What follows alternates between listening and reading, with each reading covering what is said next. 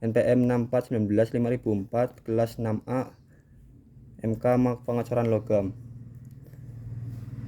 Dengan latar belakang, pengecoran logam adalah suatu casting dan non-tradisional compression dan casting proses manufaktur yang menggunakan logam inti dibuat secara terpisah dari cetakan. Dalam kasus ini dibuat dari pasir kuarsa dicampurkan dengan arkasa. Pada saat cetakan dibuat dan disembeling, bahan-bahan logam seperti ingot, scrap, dan bahan panduan dilebur di bagian peleburan. Setelah logam cair dan homogen, maka logam cair tersebut dituangkan ke dalam cetakan. Pasir cetak bekas masuk untuk dibersihkan dan kotoran dan dilakukan pemotongan terhadap sistem saluran pada benda tersebut. Setelah vetting selesai, apabila benda perlu perlakuan panas, maka diproses di bagian perlakuan panas. Pembahasan materi di sini adalah yaitu ada 4 faktor yang berpengaruh atau merupakan ciri dari proses pengecoran, yaitu yang pertama adanya aliran logam cair ke dalam rongga cetak, yang kedua adalah terjadinya perpindahan panas selama pembekuan dan pendinginan dari logam dalam cetakan, yang ketiga itu pengaruh material cetakan, yang keempat pembekuan logam dari kondisi air.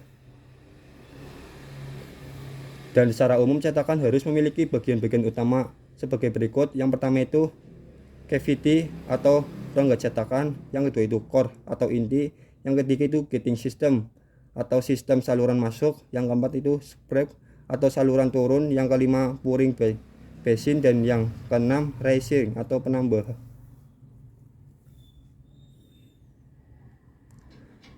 Pengecoran cetakan pasir.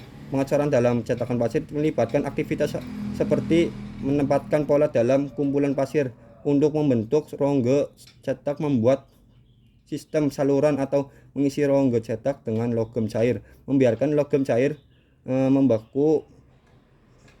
Cetakan pasir masih menjadi andalan industri pengecoran, terutama industri kecil. Yang kedua itu pasir. Kebanyakan pasir yang digunakan dalam pengecoran waktu adalah pasiran siliko atau CO2. Pasir merupakan produk dari hancurnya batu-batuan dalam jangka waktu lama. Alasan temperatur pasir sebagai bahan cetakan adalah karena murah dan ketahanan terhadap dan sistematik, karena komposisi mudah diatur atau pasir sintetik lebih disukai oleh banyak industri pengecoran. Yang ketiga itu jenis cetakan pasir. Ada 3 jenis cetakan pasir, yaitu grand sand, cold bag, dan non bag.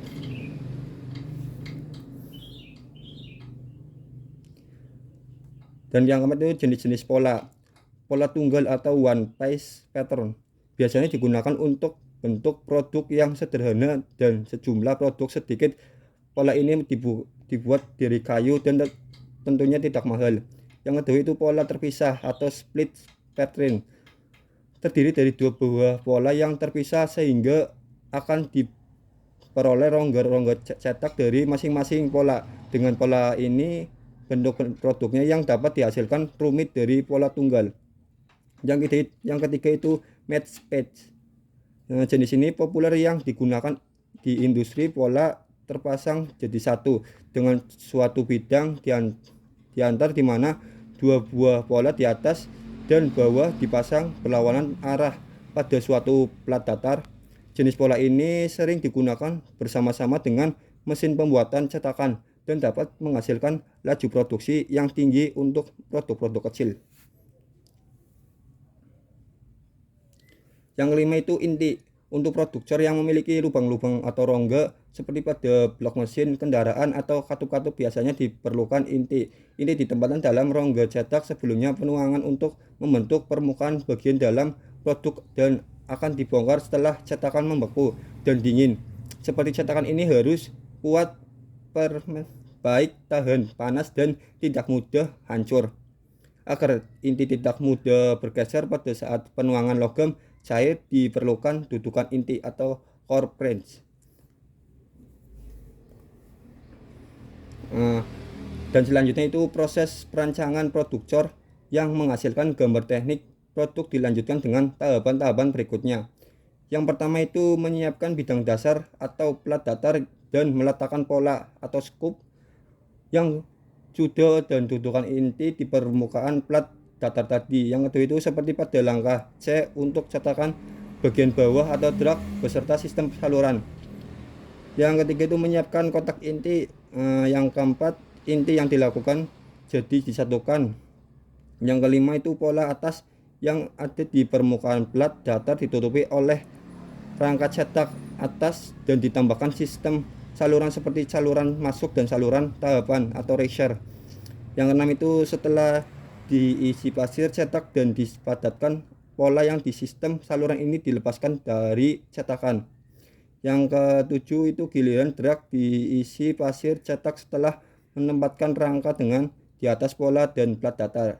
Yang ke-8 itu setelah dari isi pasir cetak dan dipadatkan pola dilepaskan dari cetakan. Yang ke-9 itu inti ditempatkan pada dudukan inti yang ada pada drag. Yang ke-10 itu kop dipasangkan pada drag dan dikunci, kemudian dituangkan logam cair.